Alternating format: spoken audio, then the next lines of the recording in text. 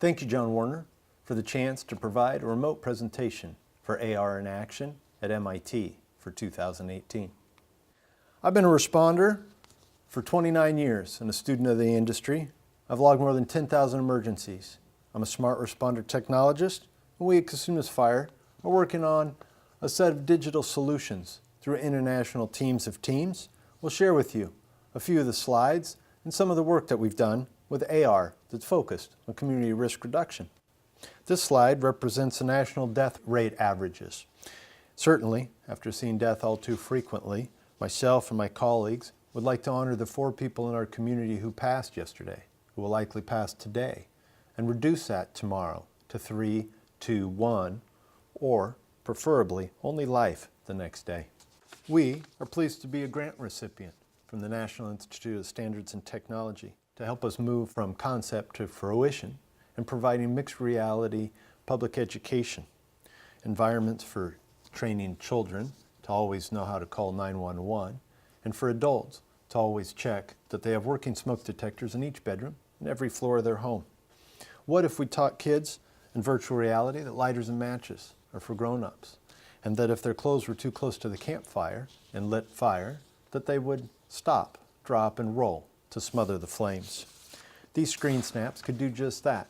They represent 360-degree video content that we'll soon share with our citizens in VR, thanks to the NIST grant. The current set of tools for rescuing citizens of our own come from refined and practiced skills and equipment. We'll soften the building by removing security bars and forcing locks on doors so citizens and firefighters could escape. Incident commanders will have our names on Velcro tags. Our rapid intervention team will bring extra compressed air, maybe a rope or thermal imaging camera. Might help us find a fallen stranger or comrade. We've trained enough to bloody our knees. But is that enough? Is there a smarter way? What if we combined all the world's 3D data and made the best computer game ever, the 3D game of life? We can call it Poke 911, or I like 911 Go. It'll be enabled with building information modeling, or BIM, compatible with gaming engines, and the name is saving lives. This is our training tower. We'd like to combine it with the open source community and develop it for new uses. We're making progress, looking for additional support to save lives and to help people learn about fire and life safety. Since I began my career, in the U.S. alone, more than 100,000 citizens have lost their life to fire, most of them in their own home. We'll hope you'll consider supporting the cause. This is the BIM of our training tower converted to a VR application. It's on my phone. I can navigate natively. Many recent tragedies, victims texted their loved ones to say goodbye. What if they had that application, that 911 Go application, and they were able to escape harm? What if the 3,182 firefighters or 4,998 law enforcement officers who, since I began work in the emergency response, what if they, who've fallen in the line of duty, what if they had the application? Firefighters, too, have much to learn in mixed reality. Physics-based computational fluid dynamic models will help us understand how a fire is likely to progress through the concepts of ventilation, flow path, heat release rates, fuel arrangements, and suppression efforts. These all have to be considered while we're fighting a fire consistently to get job 1 done, save a life. In the tragic loss of firefighter Falkenhand, many of the finest investigators, including those from the ATF Research Lab, assembled and spent countless hours reconstructing the loss. In honor of his loss, the data was used to develop CFDs as part of a study to help all firefighters. Last year, I suggested that firefighters should be able to immerse themselves into CFDs to learn more about ventilation control and fire behavior that could be important for us or citizens to know. This year, the team of engineers and fire experts at Thunderhead Engineering have done just that. They've enabled CFD for use in heads-up displays, an advancement that will be used to study other deadly fires and to study imagined future fires for more knowledgeable responders and citizens. In addition to fire, such as the one that's been lit at the end of this virtual hallway, The Thunderhead engineers use physics-based human factors modeling to provide CFD in the consideration of exit pathways for occupants attempting to escape harm in mixed reality. What if, in total darkness and seemingly impenetrable smoke, we had computer vision as demonstrated by the crews at Quake Technologies? It'll be in our facepiece. It'll provide actionable situational awareness. Having been the first firefighter to witness the early prototype, I'm inspired and impatient in helping the team bring the solution to bear as if my life depended on it.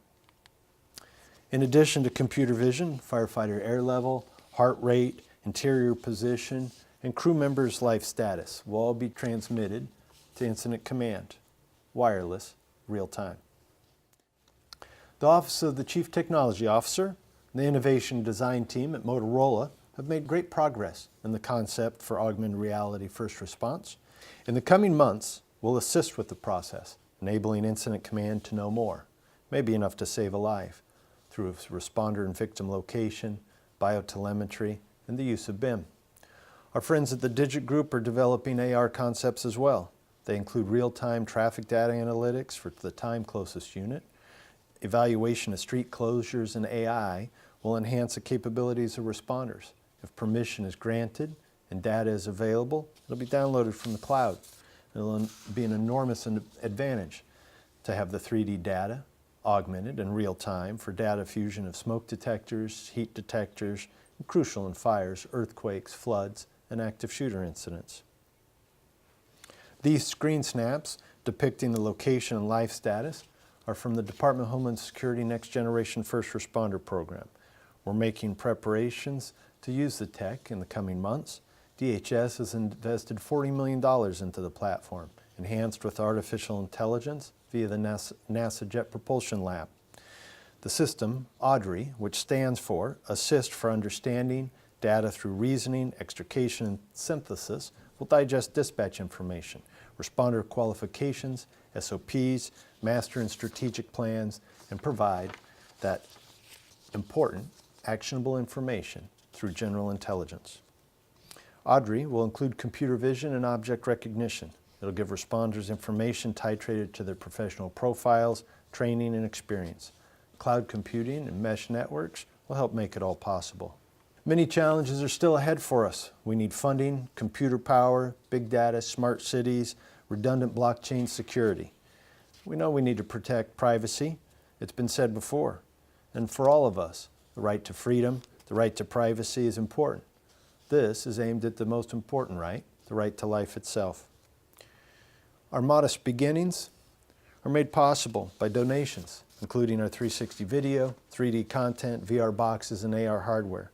We at Cosumnes Fire will leverage the opportunity to protect those we're privileged and sworn to serve. In the end, we all of humanity need it to save lives. We thank the many supporters who in the past year have demonstrated a commitment to next generation smart systems, and to John, the MIT Media Lab, and all those who support AR in action. Cosumnes Fire Department is grateful to share our ideas and progress. Please look us up at Cosumnes Smart or 911 Go.